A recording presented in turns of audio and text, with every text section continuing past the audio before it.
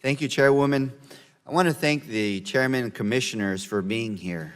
The FCC is responsible for a vast array of issues, and I welcome the opportunity to discuss a couple of them today. Diving right in, I want to talk about broadband deployment. One of the most important tools the FCC uses to encourage broadband deployment is through the Connect America Fund, which helps make deploying and maintaining broadband internet possible in remote and rural and underserved areas across our nation. These are areas like Mecca, Thermal, Coachella, in my district where I grew up, where it's a rural area, farm worker area, where we also have some tribes, or a tribe that also exists in that area. And we know that there are some classrooms in the Coachella Valley Unified School District that doesn't have access to good internet, where teachers have to print out a YouTube video and show them as slides so that the kids can get the information. But also the CV Unified School District and the community work together to provide every student K through 12 an iPad or a tablet to boost achievement and narrow that digital divide, where oftentimes when I grew up there, we had dilapidated books and we didn't have the most recent copyrighted book as well. Unfortunately, however, broadband deployment across the region remains spotty at best, limiting the ability for students to take full advantage of this technology. In December of 2015, I wrote to the FCC in favor of Frontier Communications' proposal to acquire Verizon's wireless networks and supporting their commitment in working together with my office to utilize the Connect America Fund to deploy high-speed internet in those underserved areas in my district. And I urge the FCC to support Frontier's efforts to deploy broadband in my communities and to hold Frontier accountable to their commitments to closing the digital divide through their acceptance of Connect America funding. And so my first question to Chairman Pai, are you committed to ensuring all Connect American funds recipients are fulfilling their responsibilities under the program? Absolutely, Congressman, yes. And how are you going to monitor that progress?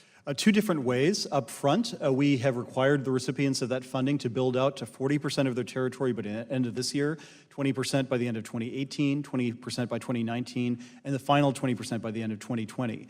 We require reporting obligations throughout, and on the back end, there's accountability. If they do not build what they said they would build out, then we will require the accelerated payment back.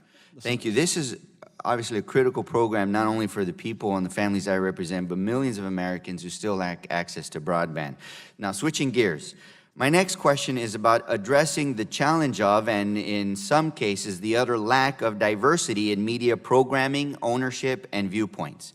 For me, this isn't about some statistic. It's about the children in our communities who deserve to see their stories, their communities, their experiences, their role models, their culture portrayed on the screen in a positive light. It's about giving our young people more inspiration and more role models to look up to on the screen and behind the screens. And when they believe that they can dream big and fight to make those dreams come true, our nation as a whole reaps the benefits. I firmly believe that we need to see real progress, real change, if we're going to need to improve the diversity of those decision makers at the top. As we've seen several mergers over the years in the evolution of how people consume media content, we must ensure that diversity in programming and content is not diminishing. As the agency who has overseen numerous mergers over the years, the FCC has a responsibility to take public interest into account in determining whether to approve a particular proposal. Chairman Pai, very briefly, if you don't mind, because I do have another question. Does the FCC consider diversity when reviewing proposed mergers under the public interest lens?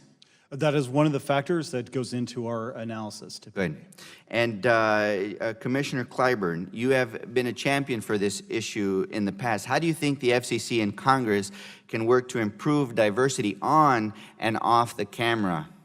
I think one reason, or one way, is through ownership. Just stamping every merger that comes our way is not going to help in terms of diversifying the ecosystem.